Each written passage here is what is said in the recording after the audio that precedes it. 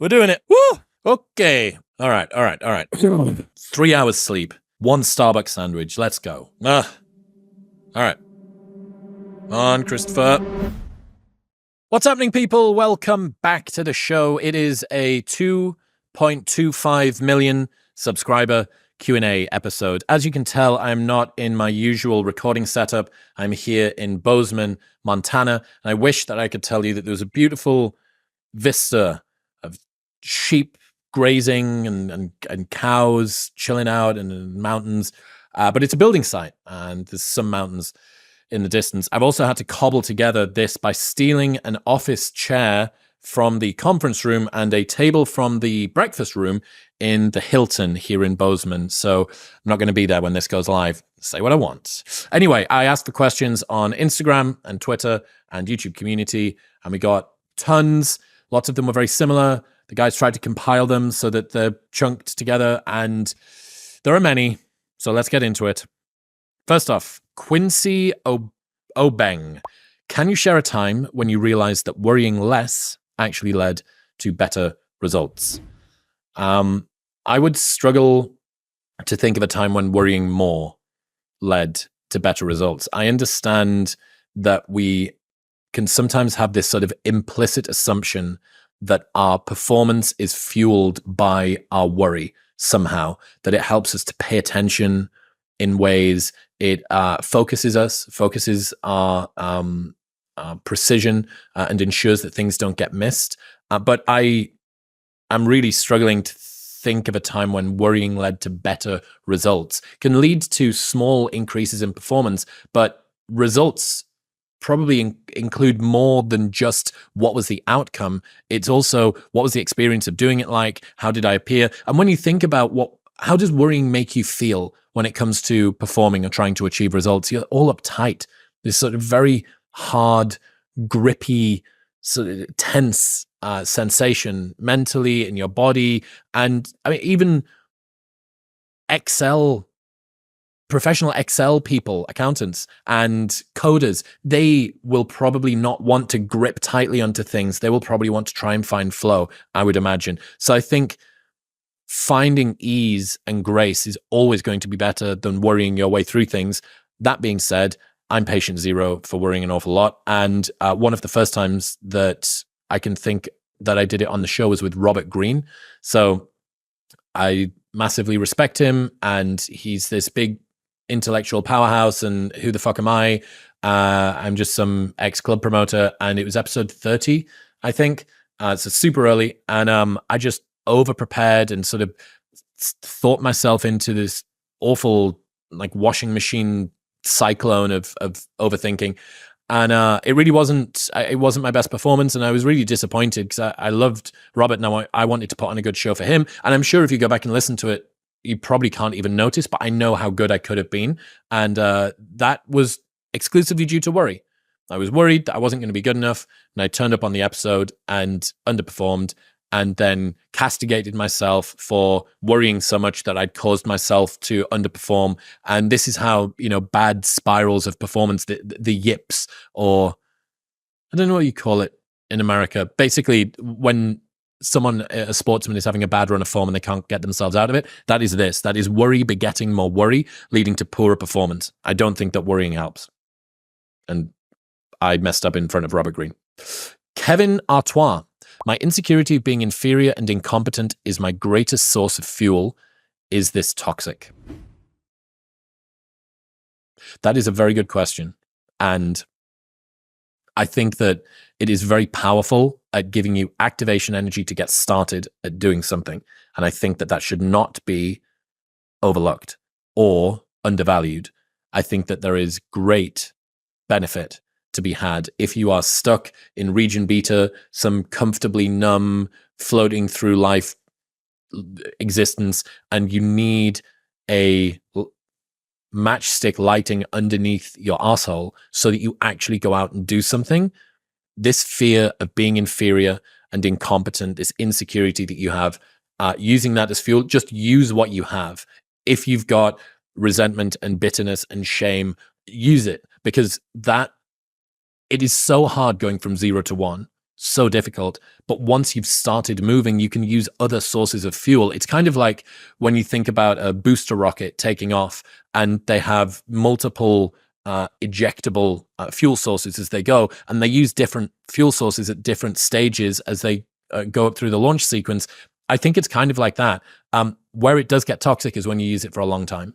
And the reason for that, in my opinion, is that it makes you very easy to manipulate, very predictable. It makes you over index on the opinions of other people, on the way that your performance has shown up in comparison with others as opposed to it being yourself. It's a very externalized locus of control, seeking a lot of validation from the world as opposed to from how you've performed yourself. And the reason it makes you fragile, and the easy to manipulate and easy to predict thing is just that everybody is always going to know. This isn't to say you don't need an enemy who's like trying to snipe you with your particular weakness for this to be a problem, but you are always going to encounter the same problems, and they're often going to come from overly relying on the opinions of other people, from trying to compete where you don't necessarily need to, from never patting yourself on the back or feeling like you've done a good job because you've got this insecurity of incompetence, which means you're always looking for the incompetence, not the competence.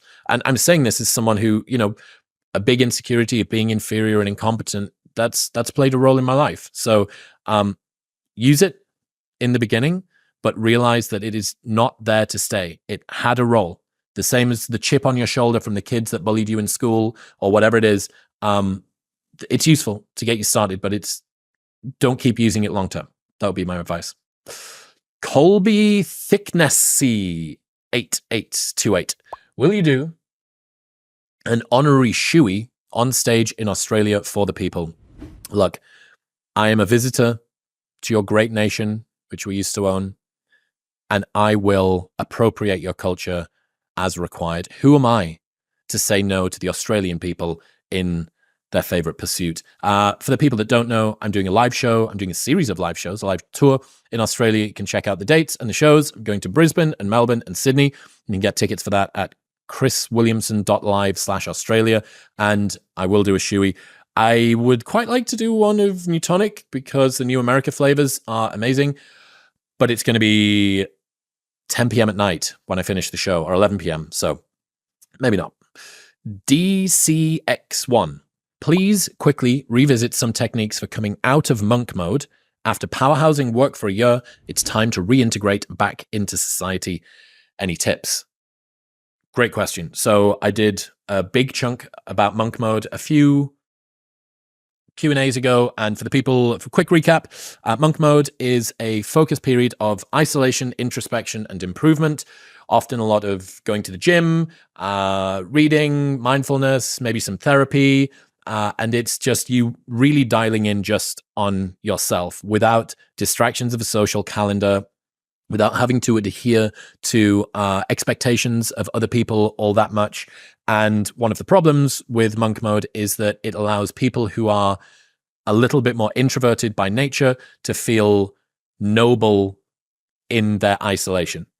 And this can be very tempting because it has turned what previously you may have seen as something that you're a little bit ashamed of or something that you needed to work on, your desire to not go out and see people or spend so much time outside of the house with others, into a personal development strategy. And this can create a feedback loop where after a while, monk mode becomes so addicting, it's hard to get out of it. The purpose of monk mode is to do a focus period, isolation, introspection, and improvement so that you then become a more competent member of society. Not so that you just do monk mode to be better at monk mode.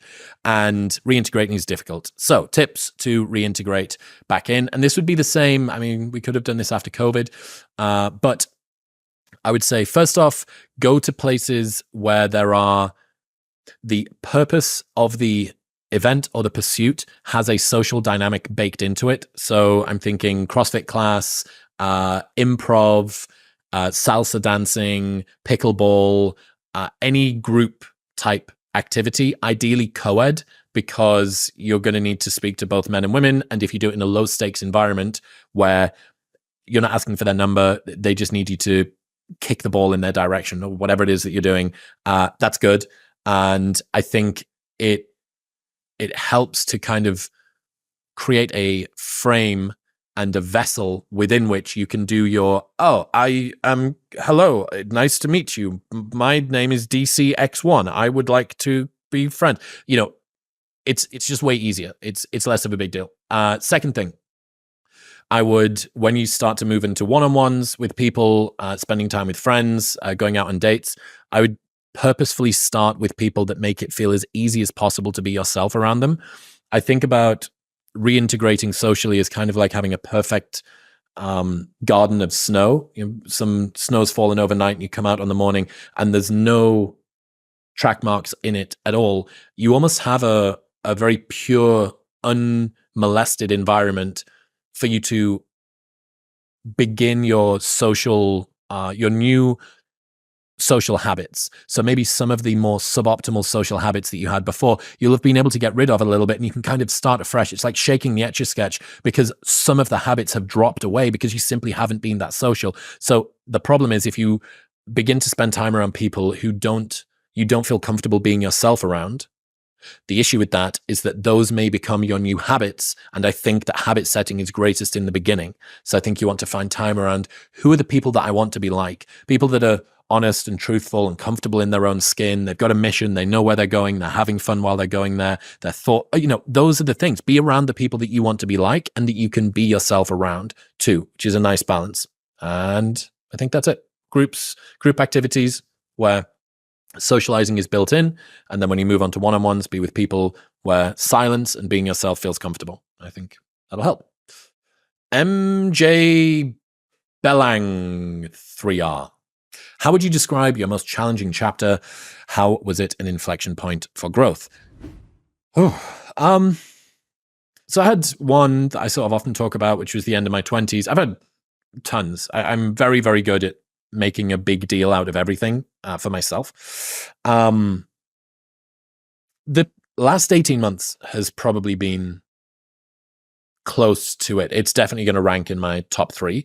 And that's been because of a lot of increase in attention and opportunity and offers and a change in the way that, the world sees me in some ways, which is so fucking wanky to say. Like, how up your own arse do you need to be to say that? But people seem to treat me a little bit differently than they used to. And that's been that coupled with a ton of attention and offers, and it's all very flattering and charming and all the rest of it. It's been difficult, and that layered on top with the show 10xing in 2 years, which is what it did, or is continuing to do, has just resulted in an awful lot of work and operational fuckery. I don't really talk about this all that much because I feel like showing how the sausage gets made is kind of uncool. But behind the scenes, lots and lots of changes and team growth. And, I moved out to Austin and had a Mormon assistant in the UK and Dean. And now there's all of these people and there's deals and there's a new tonic, there's an energy drink, and there's also all this other stuff going on. And I have to spin these plates, live shows, book deal, partners, big episode, Brett Cooper's coming through, Jordan Peterson in town. It's been a lot, and it's been an inflection point for growth because it's really shown me that during the period of time where I've achieved the greatest success that I've ever had, there's been things that I've been missing, and it's reminded me, I think it's recentered me on what it is that I want, which is not just success and growth at any cost. It's to enjoy the process. And this is why I'm kind of in this like super cook mode, fucking Wilberian maxing thing where I'm trying to find a way to transcend and include my desire to do well and also enjoy the process. So that's why I'm talking about that a lot at the moment, because it's sort of personal to me. So yeah, leaving club promo and then the last 18 months or so of the show. More, are you gay?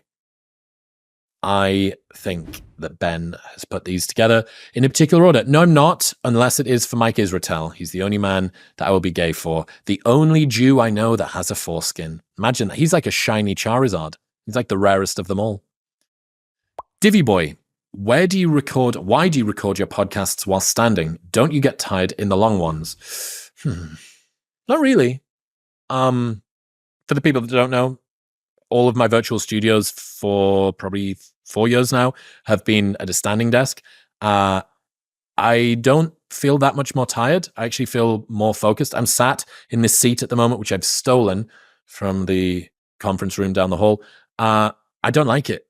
I don't like sitting down. I'm always shifting around. I'm a bit of a fidgety person when I'm trying to think. I often twirl a pen in my hands. You'll have seen this on the episodes at Pouch 6. I'll be twirling a pen between my fingers.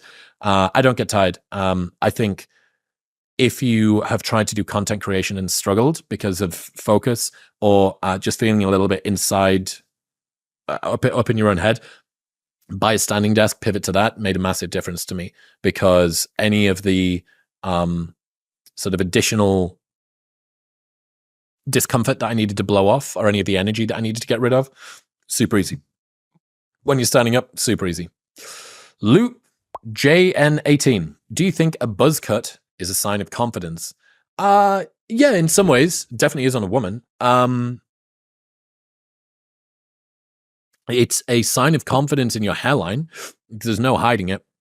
If this sucker's moving back, there is absolutely no hiding it. I'm getting to the age now, 36, where some of my friends are really starting to go thin on top. Not, oh, that's a little bit wispier than it was last year, but real receding thing. That's going to have to come off within 5 years, or you're going to look really, really silly. So yeah, I do think it's a sign of confidence. I'm very pro buzz cut. I went through every hairstyle in history. I had a huge afro for all my club promoting career, and then 24, 25, got rid of it and had sort of curly hair on top until COVID. Go back, let's look at the first episodes. I've got tons of hair and very pro buzz cut. Kevin Dice, congratulations. Thank you. Now that you've become firmly lumped into the Manosphere category, are you anticipating a coordinated attack on your show/self by the same mainstream media types who tried to cut down Andrew Huberman? Yeah, I think it's in the post. It's in the post for everybody.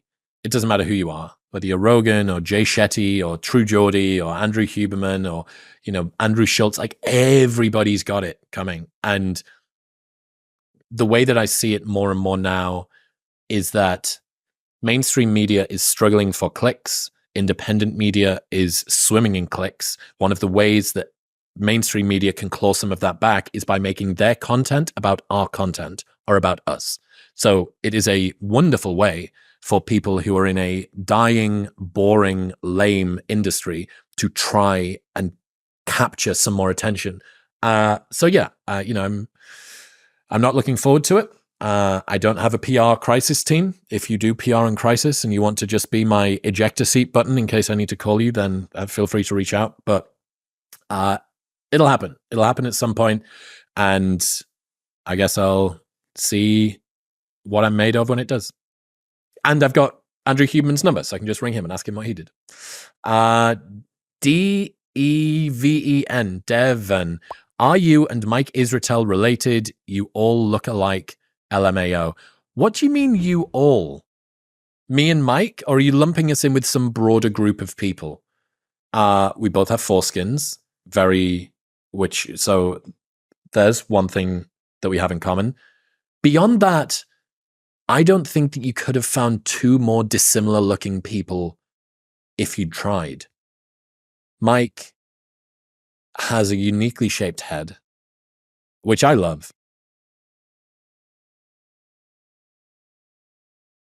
But you need to have a very serious mental health condition to think that we look even remotely similar. Unless this is your white boys all look the same thing, in which case, yeah, we do. Andrea Todd 5295. Question. This is probably a really stupid question. I live in the UK, Manchester, and whenever I come across a Brit who has moved to America, my first thought is, how does their wildlife affect your mental state and well-being? I would always be paranoid about snakes and spiders or being followed home by an alligator. So my question is, do you ever think about it when you're putting on shoes or walking past a lake? That is the most charming question that I think I've ever had. That is so lovely. No, I haven't thought that. I guess Texas has got some snakes, but if you're living in a suburban area, what you really should be worried about is if you go to somewhere like Tennessee and you're in the Smoky Mountains and you're in the suburbs and there's bears, black bears will come through and stuff. But no, I haven't. I'm blown away by just how like charming that question was. No, I haven't. I maybe I should. What if I get followed home by an alligator? My God. But no, that's not something that I've been worried about. Tony Lee. How long did it take you before you started earning money from your online business? I guess that you mean the podcast, because Newtonic is just a big laundry machine where money goes in and cans come out, but just more cans come out. No money ever comes out of it. So gonna guess you mean the show. It was year 4, the start of year 4. We're going 6.5 years, and the first 3 years we made no money at all. So, I mean, we generated revenue, but it was less than the costs that we had. So we were net negative. I think typically the way that it seems is that most podcasts around about episode 150 start making money, and you can get through 3 a week in a year, or you can get through 1 a week in 3 years. But unless you have, an existing big platform, or you're super talented in the beginning, which I certainly wasn't, it's going to take a little while. So yeah, it may look all glamorous from the outside, but this was a long slog of absolutely nothing happening for a very long time, especially from a money perspective. Cha Boom 5. Have your looks ever gotten in the way of anything you wanted to do in life, or has it all been beneficial? Have you ever used your looks to benefit yourself in a knowingly unscrupulous manner? Oh, well, it's a very difficult question to answer, because no one wants to hear a moderately all right looking person talk about the downsides of being moderately all right looking. And also, I've been thinking about this recently. I fill an unbelievably bad niche. I'm nowhere near smart enough to be a smart person's smart person. And I'm not good looking enough to be a good looking person's good looking person. So I'm like the smart person's handsome guy, or the good looking person's smart dude, which I think might be the worst position to be in. But there are assumptions and ideas that people have about what you've got to add and your worth and all the rest of it. I would be lying if I said that the way that I look hasn't been a benefit to me. I can fucking flutter my eyelashes and some server will be fine at giving us a table, or tried to turn on the charm. Unfortunately, the guy wasn't gay today. Maybe if it was Mike Israetel, it would have been fine. Tried to turn on the charm, but I managed to just sneak this table out. It gets in the way. It does get in the way sometimes, but the benefits far exceed the challenges. And, this is the rich guy talking about how painful it is to manage his money. I can't really say that. Have you ever used my looks to benefit myself in a knowingly unscrupulous manner? So this is me being in this sort of perfect Goldilocks zone of handsome enough to not get the benefit of being ugly, but nowhere near handsome enough to actually be able to achieve anything like that drastic. I think the most I ever got paid to do modeling was like $5,000 for a shoot, which is piddling numbers compared with most other models. And my average day rate, I think, was about £200 or 250 quid. That $5,000 thing was a one-off, and it was the only time I ever did it. No, I try and get into the front of queues with things. I, put a little smize on, and this disgusting. I'd probably feel sick if I saw myself doing this, trying to get the air hostess to give me an extra set of biscuits or something like that. You're flirting with someone's grandmother. Grow up. But it works. And here I am, one Lotus Biscoff better off because of my looks. That's it. Matt Sadzinski. How did you know you were providing valuable content to your viewers when starting out? Because it was valuable to me. And I have always been the target audience for this show.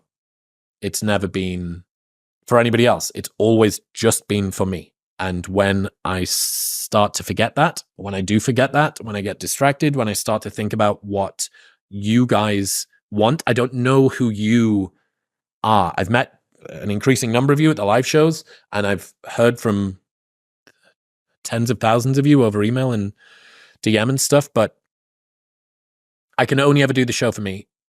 And if I find it valuable myself, I can be confident in knowing that there is some good majority of people that will also find it valuable too. So it's just been, if it's valuable to me, it'll probably be valuable to someone else as well. Jacarius 100. Hours or casually dressed? Now, this is a good question. I'm a big fan of Funeral for a Friend. They were one of the first bands I ever got to see live. I think they might be from Middlesbrough, which is where I'm from. Casually Dressed and Deep in Conversation is a phenomenal album. God, 2003? Maybe earlier. Maybe 2003, 2004. Fantastic. But Hours is also great. Dragged Feet. Loving the new vlogs. Thank you. What's your plan with those going forward? Don't have a plan. I'm quite bad at having a plan.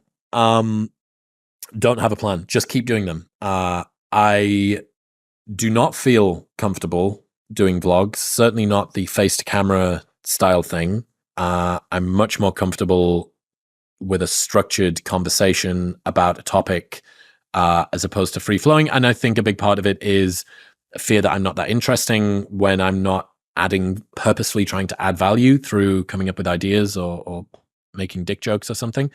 So, but you guys seem to love it, which is really lovely, actually. And the comments on the vlogs are very, very heartfelt, and I like it. So just keep doing them. Max, the dude that we've got that is doing the filmmaking for it, is just so great. I've wanted to work with him from before the time that I moved to Austin. I feel so grateful that I managed to get the guy that I wanted. I love his shooting style. It's so simple and stripped back, but it's still beautiful.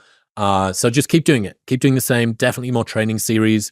We'll be doing something with Sebum. We'll be doing something with George Heaton. We'll be doing something with Hormozy. We'll be doing maybe something with Huberman. Kind of tempted to just do them all in the gym because that makes it easier, but then that's also not that varied. So I'm open to ideas. You got ideas? Let me know what you want to see. 56 TTT. You said you're creating a product with Mike Israetel. Can you tell us any more? Love the episodes you do together. Thank you. Oh, I want to tell you so bad, but no, it'll be done before the end of the year. And I was excited for Newtonic, but this is so good. It's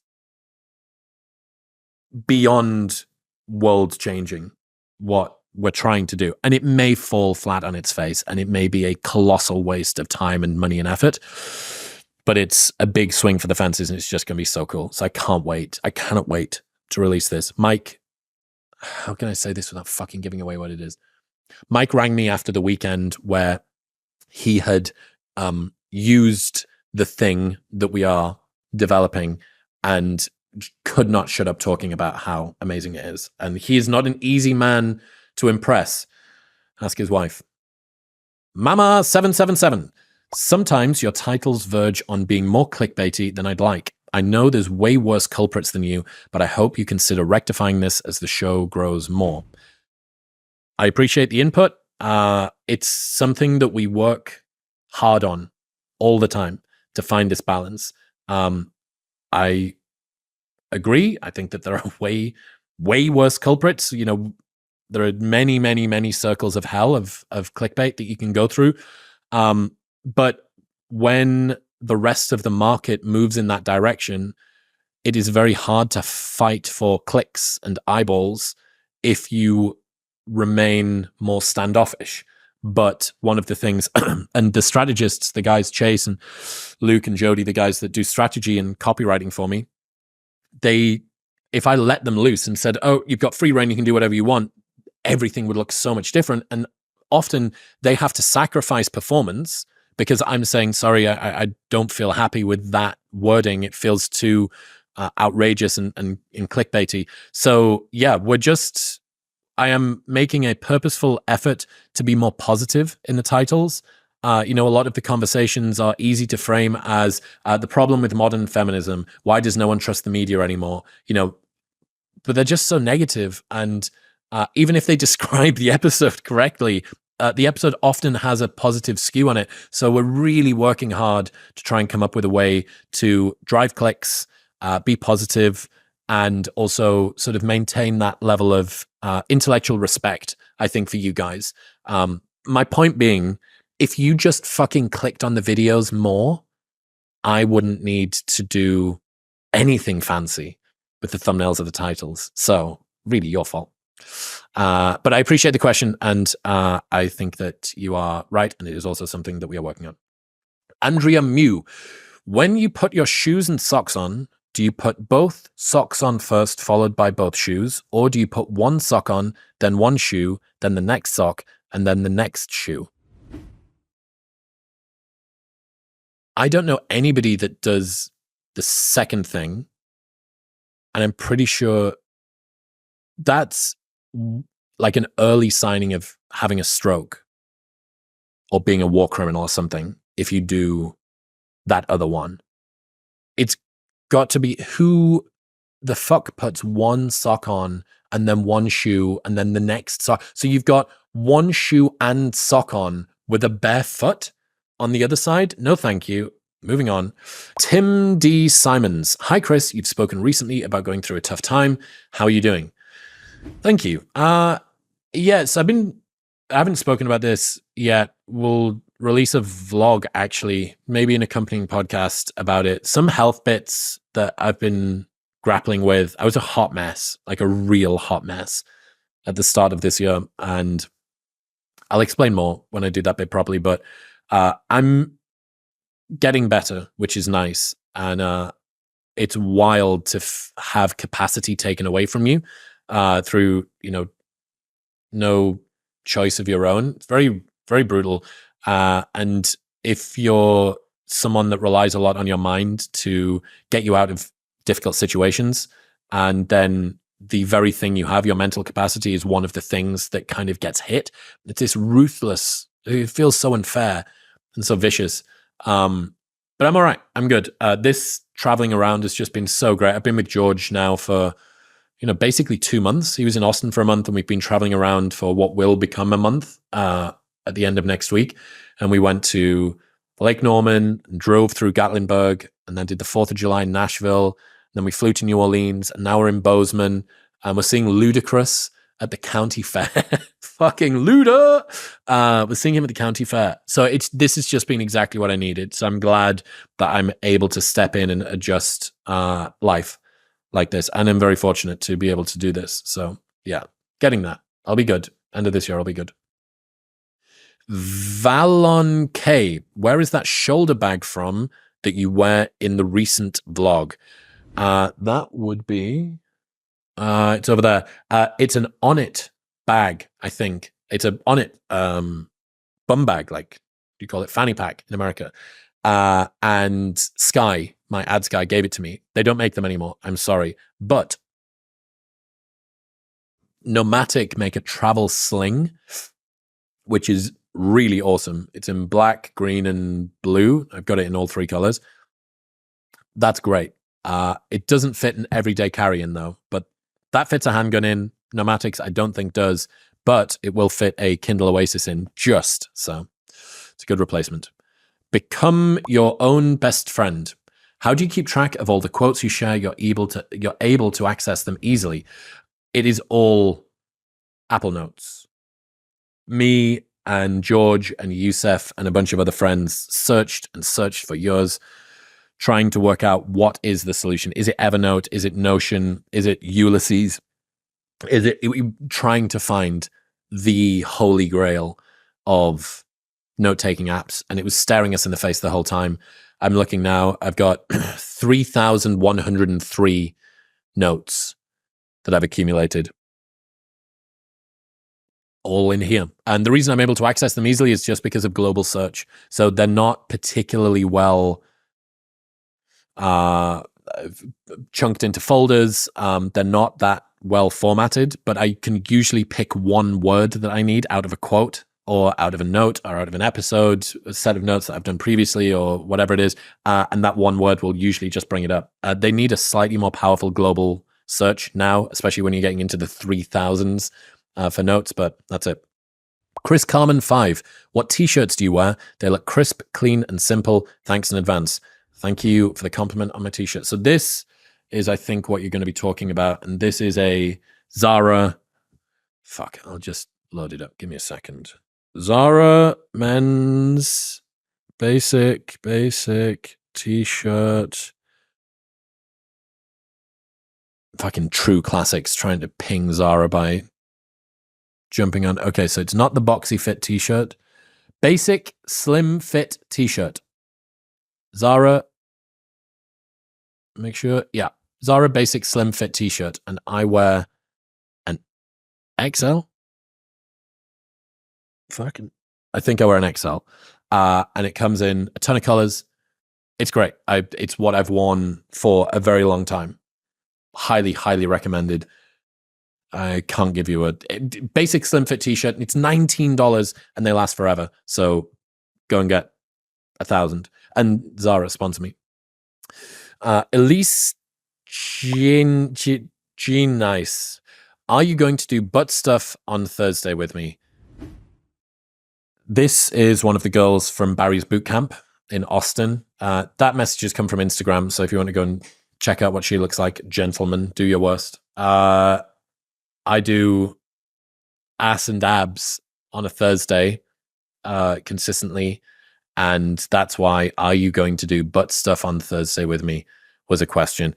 I do hope that you know what you've just done to your Instagram, though, the fact that you asked that question and put your handle out there. So Godspeed, my lady. Chris Lepoidovan. Hi, Chris. Do you get a sense of pride when an interviewee says, that's a great question, or I hadn't thought about it in that way before? I think part of the reason your podcast has seen so much growth is your ability to communicate so well. Awesome work doing the thing. Thank you. Yeah, I'd be lying if I said there wasn't a big flood of dopamine when someone that you respect compliments you on the thing that you do. You know, I made a career out of being the most stupid person in the room of every conversation. They are an expert and I am an avatar for a curious person. So if I come up with something which is genuinely novel or interesting to them, that's cool. One way that can be a little bit more dangerous is that you can actually start chasing that, and you can just, as opposed to being nice and succinct, you can always try and wow the guest with some cool story or whatever. And a lot of the time that gets in the way. Like, they're the talent. I'm not the talent for most of the episodes. Today, I'm the talent. Fuck yeah. Chris Williamson show. But most of the time, I'm not the talent. They are, right? And my goal has always been find a person that I think has something interesting to say and get the best insights out of them by creating this environment, this petri dish that they can live in, which is easy and comfortable and safe and flowing and enjoyable and all of the things that you need to just set them up. So, but yeah, I like it. It's nice. Ignacio Guerrino. Absolutely fumbling the bag on names today. Congrats. How does the medium alter the conversation you would otherwise have with the guest without the mics or camera on? Do you always feel present in the conversation, or does it sometimes become a struggle? Do you ever crave raw conversation with the guest without the mics? Awesome insight. Yes, correct. Unfortunately, the really, really big episodes that we did, especially the video wall stuff, that helped. Because, fortunately, that helped because it was immersive. And as we moved from conversation to conversation, you actually felt like you'd changed. Some of the big shoots that I do can feel daunting and take me out of the moment a little bit. You know, I'm looking here. I'm always on the left. So I can always see panning out to my right, just, you know, like fucking 20 people. I don't know what any of them do except for my guys.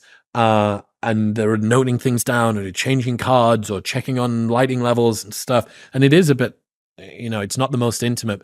But first off, I've been getting better at that. Secondly, when framed correctly, that can make it feel like more of an occasion. So you're like, oh, I got to get my game face on. Stop messing about. I really need to lock in, which is good. And yeah, I'm fortunate enough to be able to message most of the guys if I need to have a raw conversation without the mics on. And I think the goal is to get the conversation in front of the mic to the level of ease that it would be without, and continuing to chase that and almost limiting the amount of conversations that you have outside of that. For instance, I think Human's going to come back on within the next month or so. I don't want to have a conversation with him for that long before we get started, because sometimes you sort of blow your load on interesting shit that you've both seen. I know that the My First Million pod, Sean and Sam, their producer doesn't let them speak when they get on the call. So he's in control of muting the mics, and he mutes both of their mics so that they can't do exactly that and front run any of the things that they want to talk about. So yes, sometimes it feels a little bit, how would you say? You know that you're having a conversation that's being recorded. That being said, I have enough conversations over dinner to last me a lifetime about interesting stuff that's raw and would totally get everybody cancelled. So, hooray. Quincy Obeng, how do you distinguish between necessary and unnecessary worries in your daily life? Kind of going back to the first question here, that I don't know. Necessary worries. I think it's just because of where I'm at the moment. I really don't like the idea. I'm going to give myself a little bit more light. I really don't like the idea of necessary worries. I don't know what that means. What would a necessary worry be? It's an interesting question. Maybe it's because as a perennial worrying necessitier, I crave to be able to relinquish that. And for me, any opportunity to dial that back sounds very attractive. I would say, if you are the sort of person that asks that question, how do you distinguish between necessary and unnecessary worries in your daily life? Treating, even if this isn't true factually, it's true functionally, treating all of your worries as unnecessary is probably a good place to start. And then just try and let go of as much as you can from that. Col Cambro, what are you regularly saying no to that lets you say yes to the most important things? Well, this is kind of that toughest period thing, and also the lady in the red dress idea that Hormozy's got, that basically, as you become more successful, the things that you need to say no to are things that 18 months ago you would have begged to have had the opportunity to say yes to, which is hard, especially if you're a people pleaser, especially if you've got a bit of imposter syndrome. So I'm regularly saying no to calls that don't have a defined outcome in them, exploratory stuff in the beginning, partnerships with people who I can't see how this is going to work in the immediate term within the next 6 months. Also, not doing any guesting. Haven't done. Am I right in saying the only show I've done this year is Rogan's? And I think I maybe did 5 the year before. So I'm saying no to a lot of that because there is just so much on my plate. It's disgusting.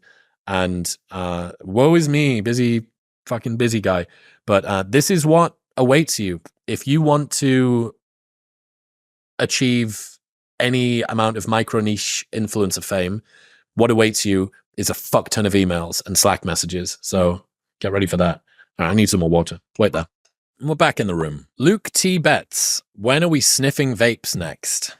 Fantastic. Luke is my tour manager, also my book agent, also in on Newtonic and The Thing with Mike. Whenever you want, mate. Probably after the final show in Australia, we can go and sniff vapes. Lexi Joe 09. From what you know / hear, do men want to be approached by women at the gym? Lexi, let me try and explain a man's psychology to you for a moment. Let me mansplain a man's psychology. Yes, always, without question, by any woman with a pulse, permanently. Yes. Yes. Every man wants to be approached by a woman at the gym. Guys that are in relationships, guys that have got gluten intolerance, guys that can't bench properly, all of them would love a little bit of female attention in the gym. Heidi has surrendered. What degree did you do at university? I did 2 degrees. I did a master's in international marketing and a bachelor's in business management, and I can't remember either of them. And I was always reticent about doing a set of degrees that I didn't think really fulfilled me all that much. I fell out of love with academia within 6 months of being at university. I was totally disenchanted with it, but just knew that I was good at handing things in just about on time with a passable. I could play the game of academia. I knew what the markers, what they're fucking called, assessors, teachers, lecturers, tutors, what they wanted, and I was able to submit things that got me good grades, but I didn't learn anything, and I always regretted the fact that I didn't do psychology or philosophy or something that I would have loved more. And then I started the podcast, and now there's 800 and whatever modules of some of the best lecturers on the planet, so I didn't need to. Lyric Everly, Lyris Verley. Present status of your aspiring trophy husband goals. Aspiring, I guess. Trophy husband in training, I suppose, or whatever. I'm not even in training. I'm in Bozeman. Present status is in Bozeman. Nicola Shoy, when did it occur to you that you were good at asking questions? I don't know, actually. I guess probably year 3 of doing the show. I was often told as a kid that I was kind of gobby, loudmouth. Teacher could always pick out my voice from the fucking back of the room. It annoyed me so much.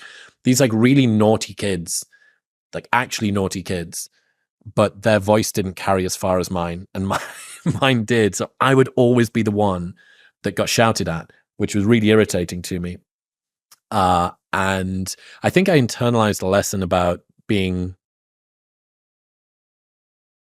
talking too much and not being sufficiently thoughtful in conversation, maybe because of that. So getting to start to do the show and focusing on questions, really focusing on questions, was just such a great training ground for me. And it was a really big confidence builder that picked up rapidly, super rapidly. So I'm very glad for it. But it took a while. I didn't step into this. I thought I was terrible at asking questions. I knew I was curious, but I didn't think conversationally that I was good at doing it. Madhu Mohan Reddy, how to get a well-defined and chiseled face? What's your routine? I don't know what a face routine would look like when it comes to the defined and chiseled thing. My skin routine is essentially non-existent, and my face routine is actually non-existent. So I think it's just genetics and body fat. And I think if you want a more chiseled face, lose body fat.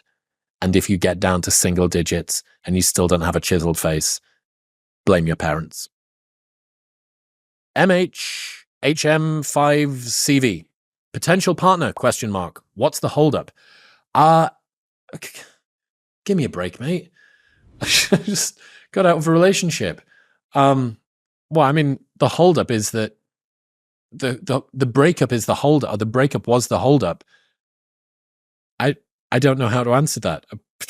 Like, I should just be immediately finding chicks everywhere on the market. Maybe I'll find one in Bozeman. Maybe there's a lovely farm girl waiting for me here in Bozeman. Andrew Birached9555. Hey, Chris, congrats. Thank you. Here's my question. I personally feel I'm unable to celebrate my wins in life. As soon as I accomplish a goal, after toiling on it for a while, my brain automatically jumps to the next problem to solve or the next goal. I know the key to all this is to reward myself in some shape or form, yet I cannot find anything that feels like a good enough recompense. Anything I gift myself for my hard work seems minuscule and extremely short-lived when compared to the effort I put in to achieve victory. So much so that the positive feelings I get out of it are almost negligible, and I might as well have not rewarded myself at all. Is there an antidote to that? How do you reward yourself for the accomplishments in a way that recharges you for the next tasks ahead? First off, I need to compliment you on that question, because that is a phenomenal question, and I think it sees the challenge that many people who demand a lot of themselves. Sorry, I've been on a flight all day, so if you're an hour in and thinking, why does Chris sound like he's been deep-throating a guy with glass for a dick?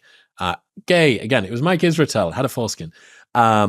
It's because I've been on a flight all day, and I had 5 hours sleep.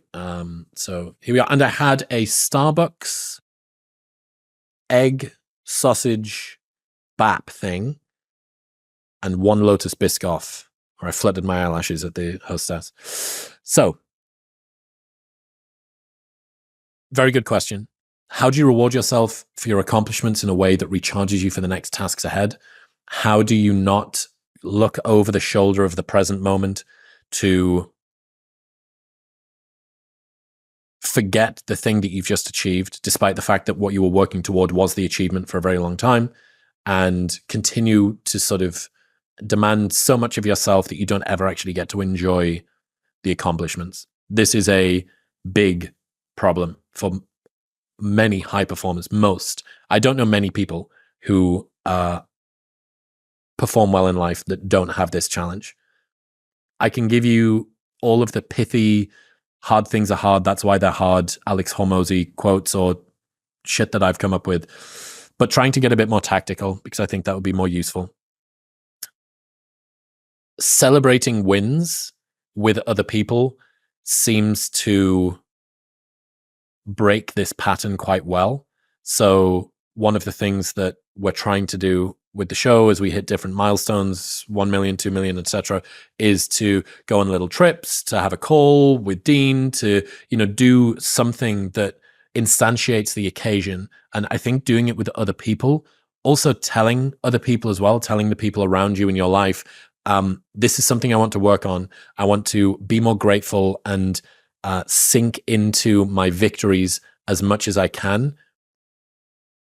Will you help me? I mean, what a great gift to give your friends, to say, I'll like give you the money, or I'll come up with the thing, like just tag along and tell me well done. I think that it sounds contrived. It sounds like, oh, but you've planned it and, you're telling your friends to come along and, do they really want to be there as you congratulate yourself? Yeah, they do. Your friends do want to be there at each different one of your wins in life. And if they don't, they're not your friends and they can go fuck themselves. Good friends will always be there to say, dude, so fucking happy for you with that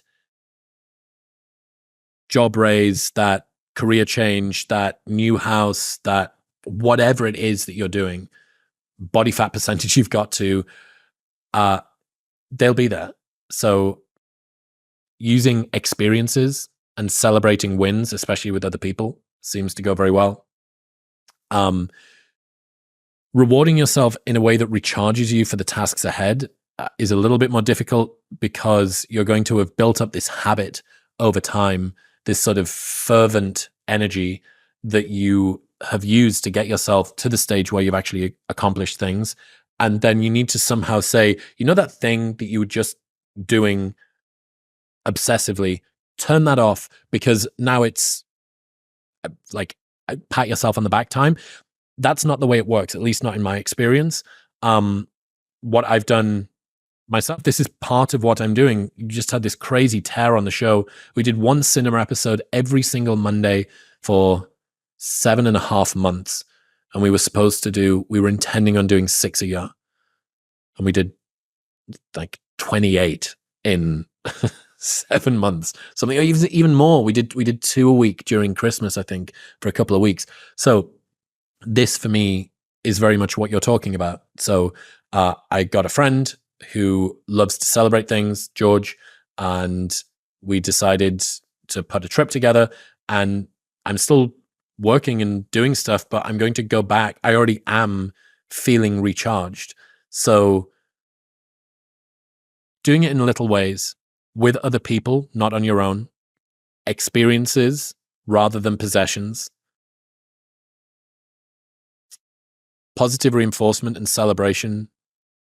Those are the things. They're the things that have worked for me.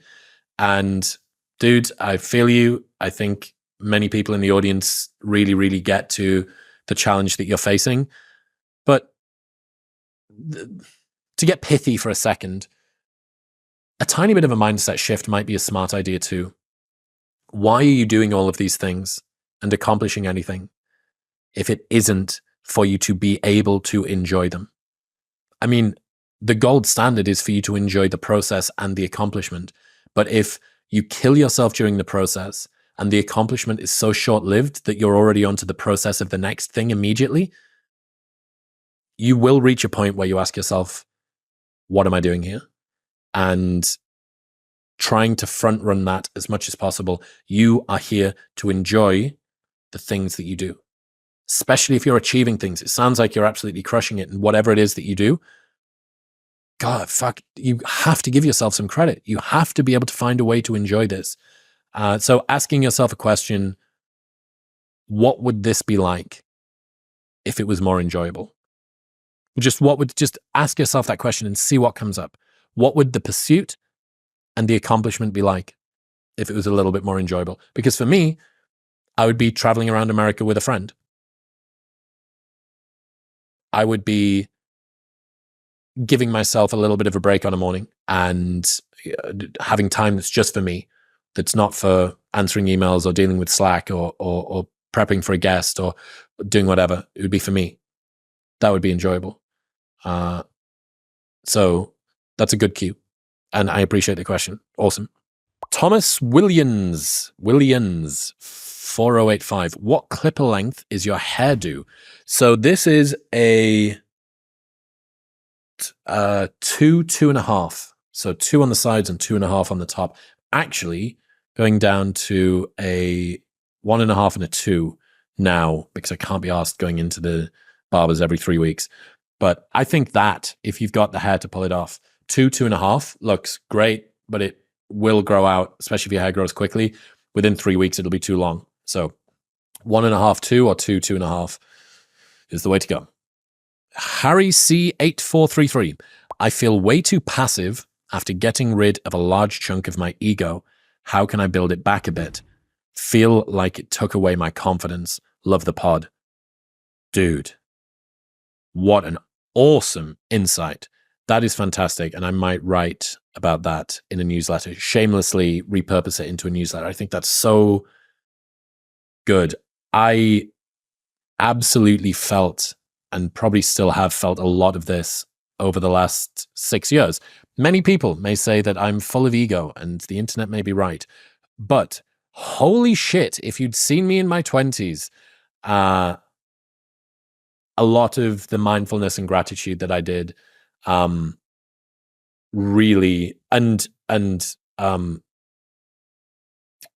learning to kind of embody my sensitivity a little bit more, really made a massive difference to the ego that I had before. And it did take a huge chunk out of my confidence, which I'm still building back. So I feel you on this one.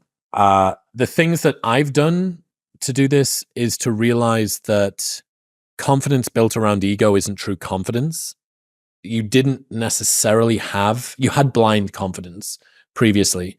And I think that it may take longer for you to build this back.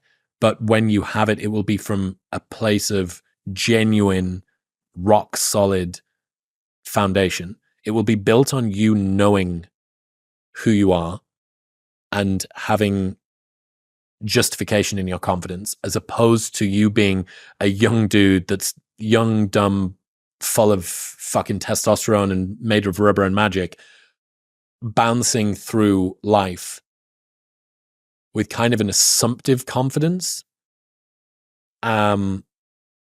Also, maybe the price that you need to pay to get rid of some of your ego, to have more equanimity, to be more mindful, to be a better friend, to be more sensitive. Maybe the price that you needed to pay for that was to lose some confidence.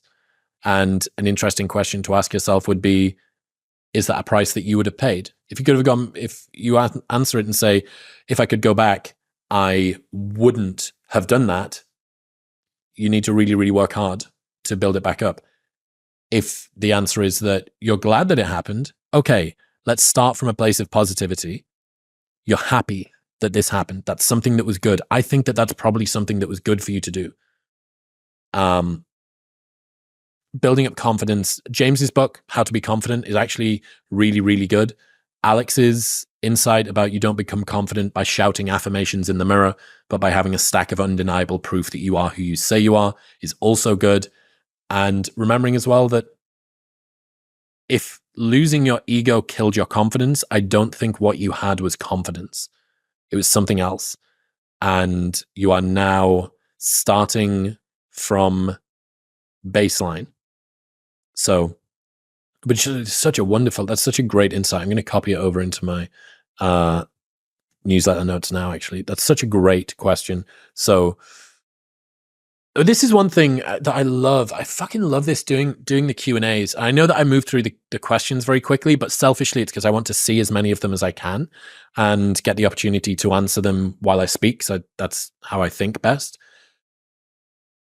The questions that you guys come up with are the things that I struggle with. And seeing questions that I've journaled about previously, or ones that I've felt, like this is one that I felt but never actually verbalized. It's just so great. It's so great to feel like other people see you. And I think that that's what hopefully this show is to you guys, me trying to learn to open up and be less of a performative autist around, this is how I feel, this is my history, this is sort of what I'm dealing with, and asking some expert about why is this way. But it's just seeing questions that see my condition and probably a lot of your guys' conditions too, I think is just fucking great. So bravo, Harry. Bit by bit, continue to do things that are undeniable stacks of proof, and realize that what you had before wasn't confidence, I don't think. Isaac Mijangos, when are you going to get philosopher Tim Dillon on your podcast? Been here since 97K. Wow. Well, thank you for being here for so long. I am going to LA in a couple of weeks, and Tim is in LA, and if our schedules align, very well maybe on the show. Juan Granados, what are you wildly insecure about, even if it's not true? Fucking good question. Well, the problem with wild insecurities is that your ability to assess their veracity is usually terrible. Most of the things that you're wildly insecure about, you have no idea if it's false. For me, still lots around wanting to be respected and liked, and a fear of being left out of things, and this sort of permanent sense of being on the outside and observing what's going on, not in it. I'm an observer, I'm an orbiter, I'm an outside participant in many things. And I think this is a big carryover from when I was a kid, and that certainly was my experience in school, and even in sport, even in the sports that my chosen sport, which was cricket, which I was very, very good at. Even that, I didn't feel like anybody had my back. I wasn't part of a group or a tribe. I didn't have a squad of friends. And only child thing obviously doesn't help, because I guess you kind of, if you've got brothers and sisters, I don't know how that works. But if you've got brothers and sisters, I suppose you kind of have to have their back, at least for a while, until you're old enough to be able to say, I'm done with you, you're a dick. So a lot of it comes up around that. Still worthiness and sort of being good enough. You know, I've had this strange ambient sense for maybe the last year that someone's mad at me and I don't know why and I don't know who and I don't know what about, but just, you know what I mean? You've done something wrong and that someone's mad at you. So that's been there. And then patting myself on the back about things that I've done well. Also insecure about, how good was that? Was that good enough? Was it the best that I could do? What does the best look like? This is one of the dualities of having high standards, I suppose, that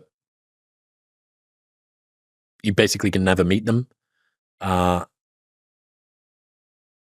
So many things, I guess, and a combination of opening up emotional work with therapy and maybe not being in the most robust place in terms of health and sleep over the last 6 months has been a really ruthless cocktail. I may look back on this in 6 months' time and go, gay, or I might realize that this was a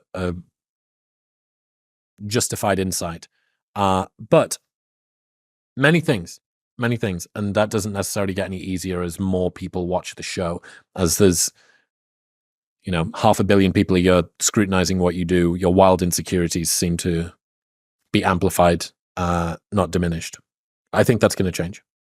Bon, hey Chris, do you like that you have a 54-year-old granny who listens to your podcast and loves it? Bon, I couldn't be happier that you're a 54-year-old granny that listens to this podcast and loves it. Not necessarily the immediate target market, but we're an equal opportunities wisdom dispenser here. So thank you very much for being here. Jasper Hamill, do you ever find all that positivity and wellness stuff a bit depressing and yearn for a nice reassuring bit of self-destruction? Fucking brilliant. So the positivity bit, less so.